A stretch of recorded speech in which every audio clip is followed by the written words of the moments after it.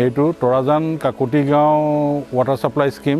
এই স্কিমটো 2006 চনত সজলধাৰা অভিযান আছিলে। সেই অভিযানত এই স্কিমটো কৰা হৈছিলে আৰু প্ৰথম দিনাৰ পৰা ৰাইজক সহযোগত লৈ প্ৰথম তেওঁলোকৰ নিড এছেছমেণ্ট কৰি তেওঁলোকৰ 10% বেনিফিচিয়াৰী কণ্ট্ৰিবিউশ্যন তুলি লৈ এই সজলধাৰা আঁচনিটো আমি সম্পূৰ্ণ কৰিছিলোঁ। চবতকৈ ডাঙৰ কথা হ'ল কি ইয়াত 100% কমিউনিটি কণ্ট্ৰিবিউশ্যন আৰু ইয়াৰ দ্বিতীয় কথাটো হ'ল কি এই স্কিমটোত আজিলৈকে ব্ৰেকডাউন নাই। 20 বছৰ এটা দিনো ব্ৰেকডাউন নোহোৱাকৈ এই স্কিমটো তেওঁলোকে কমিউনিটিয়ে নিজে চলাই আছে। যোৰহাটীয়া আমাৰ এই অঞ্চলটোৰ বহুদিনীয়া পানীৰ এটা সমস্যা আছিল।